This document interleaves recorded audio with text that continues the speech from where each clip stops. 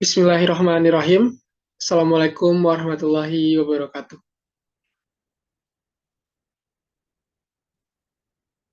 Perkenalkan, nama saya Saibullah Safi'i dengan NIM 200421157.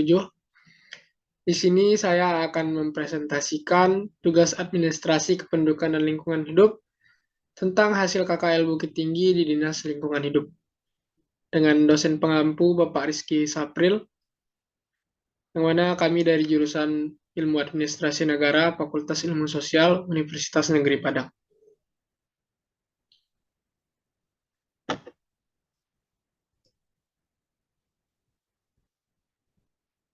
Eh, yang pertama adalah pengertian lingkungan hidup.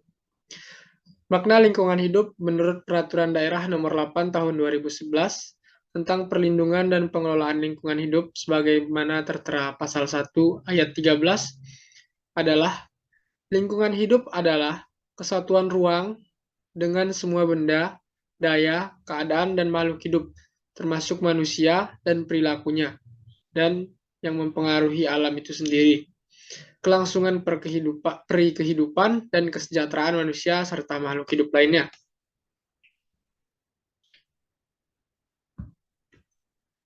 Kemudian, penegakan hukum lingkungan hidup. Dasar konstitusional lingkungan atau sumber daya alam di negara ini tercantum dalam pasal 33 ayat 3 Undang-Undang 1945 yang menegaskan bahwa bumi, air, dan kekayaan alam yang terkandung di dalamnya dikuasai oleh negara dan dipergunakan untuk sebesar-besarnya kemakmuran rakyat. Kemudian, pengertian dan dasar hukum Dinas Lingkungan Hidup atau DLH. DLH atau Dinas Lingkungan Hidup merupakan lembaga teknis daerah yang merupakan salah satu unsur pendukung tugas bupati atau wali kota yang bertugas melaksanakan penyusunan dan pelaksanaan kebijakan daerah yang bersifat spesifik. Berdasarkan Peraturan Pemerintah Nomor 18 Tahun 2016 tentang perangkat daerah, Pasal 35 Ayat 2, Dinas Daerah Kabupaten Kota dipimpin oleh Kepala Dinas Daerah Kabupaten Kota yang berkedudukan di bawah dan bertanggung jawab kepada Bupati garis miring Wali Kota melalui Sekretaris Daerah Kabupaten Kota. Nah, kita masuk pada profil Dinas Lingkungan Hidup Kota Bukit Tinggi. Dinas Lingkungan Hidup Kota Bukit Tinggi atau DLH Kota Bukit Tinggi merupakan dinas pemerintah daerah yang bergerak untuk menjaga pengelolaan dan pengawasan lingkungan hidup di Kota Bukit Tinggi. DLH Kota Bukit Tinggi beralamat di Jalan Yos Sudarso nomor 17 Kayu Kubu, Kecamatan Guguk Panjang, Kota Bukit Tinggi, Sumatera Barat dengan kode pos 26136 dengan nomor telepon 0752 32779. Berdasarkan Peraturan Wali Kota Bukit Tinggi Nomor 421 Tahun 2020, dinas yang menyelenggarakan urusan lingkungan hidup mempunyai tugas yang pertama, menghimpun data dan informasi terkait data perusahaan yang memiliki AMDAL, UPL, UKL, SPPL. Yang kedua, melakukan pengawasan terhadap usaha kegiatan yang memiliki izin lingkungan. Yang ketiga, melakukan pengawasan terhadap usaha kegiatan yang memiliki SPPL atau melakukan pengawasan terhadap usaha kegiatan yang memiliki izin perlindungan pengelolaan lingkungan hidup. Nah, Dinas Lingkungan Hidup Kota Bukit Tinggi. Dinas Lingkungan Hidup Kota Bukit Tinggi atau DLH Kota Bukit Tinggi memiliki kewenangan penuh terhadap pengurusan DLH tersebut. Dinas Lingkungan Hidup Kota Bukit Tinggi merupakan pelayanan wajib bukan dasar, sehingga pendanaan melalui SKPD untuk DLH sulit karenanya. Namun demikian, DLH Kota Bukit Tinggi memiliki pendanaan nomor 1 paling tinggi di Sumatera Barat dari APBD, yang mana dananya hampir 3% dari APBD Kota Bukit Tinggi. Di lain sisi, Kota Bukit Tinggi juga mentransfer timbunan sampahnya ke Kota Payakumbuh dikarenakan Kota Bukit Tinggi tidak memiliki TPH. Untuk timbunan sampah ini, Kota Payakumbuh dipilih karena memiliki akses jalan yang dekat dan mudah. Sampah yang ditransfer ke Kota Payakumbuh juga memiliki angka yang cukup fantastis, berkisar 105 sampai 120 ton sampah per hari, dengan persentase jumlah sampah organik 60% dan sampah plastik 16% dan selebihnya sampah lainnya. Nah, mengapa sih Kota Bukit Tinggi itu sampahnya banyak banget? Kita tahu bahwasannya Kota Bukit Tinggi itu merupakan kota wisata yang tiap akhir pekan tentu banyak pengunjung dari berbagai daerah yang datang dan menyumbangkan sampah lah, bisa dibilang begitu. Kita juga tahu bahwasannya Kota Bukit Tinggi itu kecil dan dikelilingi oleh Kabupaten Agam. Juga ada Kota Payakumbuh di sebelahnya dan Kota Padang Panjang. Banyak warga-warga dari Kabupaten Agam atau Payakumbuh atau Padang Panjang yang bekerja pada Kota Bukit Tinggi. Nah, mereka tidak tercatat sebagai warga masyarakat Bukit Tinggi, namun sampah yang mereka hasilkan diakumulasikan ke dalam sampah warga Kota Bukit Tinggi. Jadi ada beberapa yang telah dilakukan oleh pemerintah Kota Bukit Tinggi dalam mengelola sampah tersebut, termasuk mengolahnya menjadi pupuk kompos.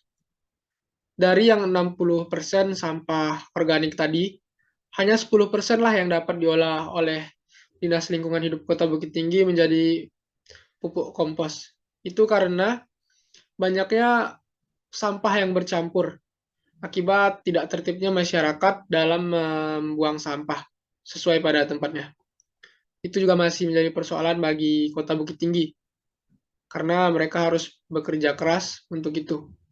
Ditambah, Dinas Lingkungan Hidup Kota Bukit Tinggi tidak bertanggung jawab untuk semua daerah Kota Bukit Tinggi.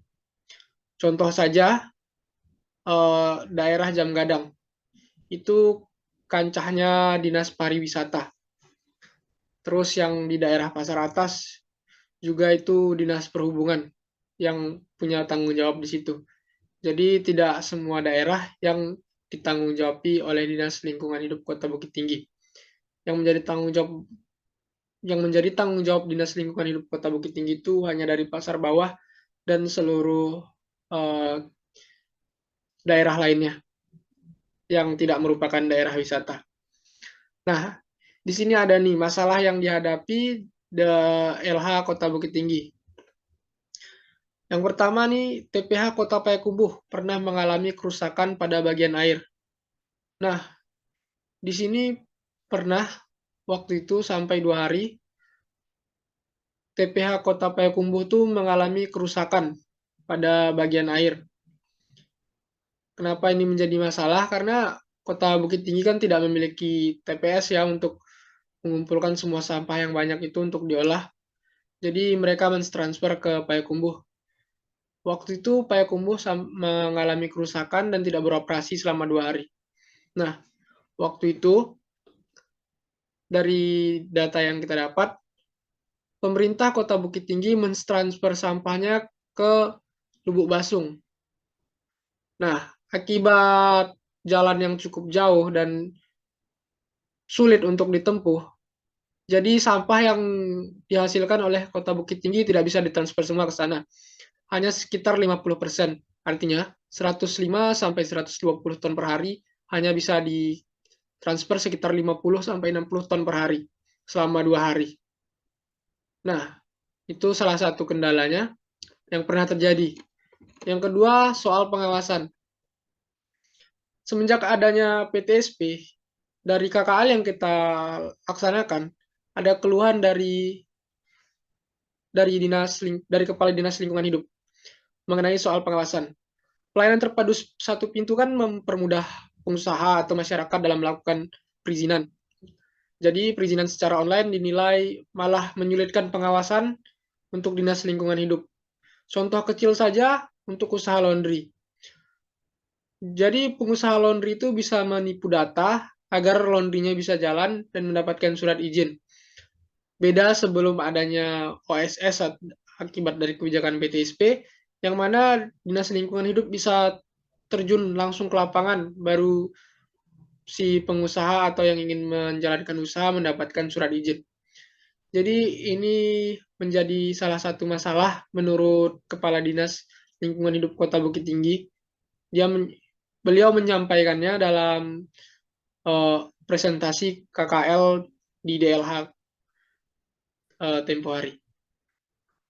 Ketiga, perilaku masyarakat. Dari sekian banyak persoalan, perilaku masyarakat juga tidak terlepas dari persoalan ini. Namun, pihak DLH menganggap ini bukan masalah, melainkan tanggung jawab mereka. Namun kita masukkan di sini ke dalam masalah. Perilaku masyarakat yang buruk itu bukan hanya terjadi di Kota Bukit Tinggi, namun bisa kita katakan di seluruh Indonesia. Seperti yang disampaikan sebelumnya tadi di awal, sampah hanya bisa diolah 10%, sampah organik hanya bisa diolah 10%. Itu akibat sampah yang bercampur antara organik, anorganik, dan sampah yang lain-lainnya. Sehingga sulit atau susah untuk memilah-milahnya. Ini termasuk perilaku masyarakat, karena Dinas Lingkungan Hidup telah membuat bak-bak sampah sesuai dengan jenisnya, dari organik, anorganik, dan sampah lainnya, seperti sampah-sampah kimia atau yang lainnya. Terus untuk TPS yang kecil-kecil juga banyak persoalan, mempersulit Dinas Lingkungan Hidup jadinya. Contohnya ada tempat yang biasanya dipergunakan untuk TPS, kemudian dipasang spanduk untuk melarang membuang sampah di situ, namun masyarakat setempat masih melakukannya. Padahal sudah ada dialihkan ke tempat yang tidak jauh dari situ. Nah, ini yang menjadi PR untuk Dinas Lingkungan Hidup merubah perilaku masyarakat. Bagaimana cara mereka merubah perilakunya? Sampai saat ini mereka telah melakukan sosialisasi kepada masyarakat, baik secara langsung melalui media sosial dan lain sebagainya. Sebelumnya telah ada peraturan daerah yang melarang ini, kemudian ada sanksinya yang ditegakkan oleh Satpol PP, namun tidak ada efek jera sepertinya, sehingga belakangan ini kegiatan tersebut dihentikan. Kemudian ada DLH Kota Bukit Tinggi juga mengeluhkan tentang Undang-Undang Cipta Kerja yang lebih pro investasi dibandingkan lingkungan hidup. Ya, kita sama-sama tahu bahwasannya Undang-Undang Cipta Kerja ini memang digalakkan untuk meningkatkan ekonomi. Mungkin mungkin memang agak sedikit memandang sebelah tentang lingkungan hidup ini. Mungkin itu yang dapat saya sampaikan, teman-teman. Baik kepada teman-teman atau senior. Jika ada salah atau yang kurang tepat, mohon dikoreksi di kolom komentar. Saya minta maaf jika ada kesalahan karena di sini saya masih belajar. Dan maaf jika saya ada salah menangkap data. Saya ucapkan sekali lagi terima kasih. Wassalamualaikum warahmatullahi wabarakatuh.